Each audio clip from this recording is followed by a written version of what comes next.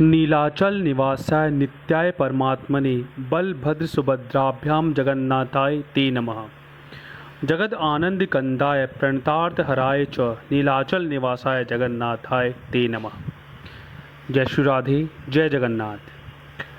हमारे YouTube channel कुंडली गुरुजी में मैं ब्रज किशोर दास आपका एक बार पुनः स्वागत करता हूँ।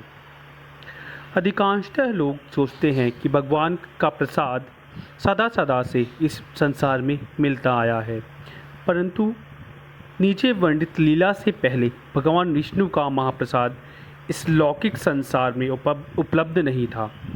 शिवजी तथा नारद मुनि जैसे ऋषियों के लिए भी नहीं। फिर कैसे महाप्रसाद इस संसार में आया, इस संबंध में चैतन्य मंगल में एक कथा आती है।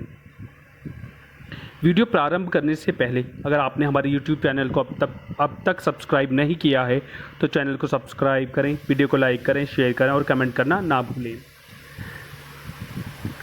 एक दिन कैलाश पर्वत पर नारद मुनि की भेंट शिव जी से हुई। नारद मुनि उन्हें भगवान श्री कृष्ण और उद्धव के बीच वार्तालाप का वर्णन करने लगे। इस चर्चा में उद्धव भगवान के महाप्रसाद की महिमा गान करते हुए कहते हैं, हे भगवान, आपकी महाप्रसादी माला, सुगंधित तेल, वस्त्रों और आभूषणों और आपके उच्छिष्ट भोजन की स्वीकार करने से आपके भक्त आपकी माया शक्ति पर विजय प्राप्त कर लेते हैं। हे कैलाशपति, नारद मुनि ने आगे कहना जारी रखा, यह सुनकर मेरे हृदय में भगवान विष्णु का महाप्रसाद चखने की तीव्र उत्कंठा जागृत हुई है। इस आशा से मैं वैकुंठ गया और जी जान से माता लक्ष्मी की सेवा करने लगा। 12 वर्षों तक सेवा करने के पश्चात एक दिन लक्ष्मी जी ने मुझसे पूछा, नारद, मैं तुम्हारी सेवा से अत्यंत प्रसन्न हूँ, तुम मनचाहा वर मांग सकते हो। नारद जी ने हाथ जोड़कर कहा, हे माता, चिरकाल से मेरा हृदय एक बात को लेकर पीड़ित है।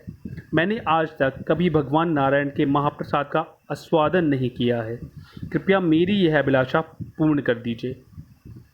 लक्ष्मी देवी दुविधा में पड़ गई, लेकिन मेरे स्वामी ने मुझे कठोर निर्देश दिए हैं कि उनका महाप्रसाद किसी को भी न दिया जाए। मैं उनकी आज्ञा का उल्लंघन कैसे कर सकती हूँ, परंतु तुम्हारे लिए मैं अवश्य कुछ व्यवस्था करूँगी।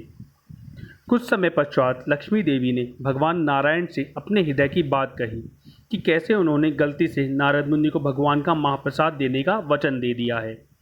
भगवान नारायण ने कहा, हे प्रिय, तुम्हें बड़ी भारी गलती की है, परंतु अब क्या किया जा सकता है। तुम नारद मुनि को मेरा महाप्रसाद दे सकती हो, परंतु मेरी अनुपस्थिति में, इसलिए भक्तों को भी प्रसाद कभी भी अर्चा विग्रह के सामने बैठकर ग्रहण नहीं करना चाहिए। नारद मुनि ने आगे कहना जारी रखा, हे महादेव, आप विश्वास नहीं करेंगे, महाप्रसाद के मात्र स्पर्श से मेरा तेज और आध्यात्मिक शक्ति 100 गुना बढ़ गए। मैं दिव्य भाव का अनुभव करने लगा और सुनाने यहाँ आया हूँ। हे नारद, निश्चित ही तुम्हारा तेज अलौकिक है, परंतु तुमने ऐसे दुर्लभ महाप्रसाद का एक कण भी मेले ही नहीं रखा। ऐसा महादेव ने नारद मुनि से कहा। लज्जित होकर नारद मुनि ने अपना सिर झुका लिया, परंतु अभी उन्हें स्मरण हुआ कि उनके पास अभी भी थोड़ा महाप्रसाद बचा हुआ है। उन्होंने तुरंत उसे महादेव को दिया, जिसे उन्होंने अत्यंत सम्मानपूर्वक स्वीकार कर लिया। उसे लेते ही शिवजी कृष्ण प्रेम में मनोन्मत्त होकर नृत्य करने लगे।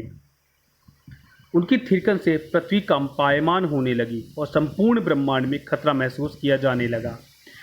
तब भयभीत होकर माता पृथ्वी देवी पार्वती से महादेव को शांत करने का निवेदन करने लगी।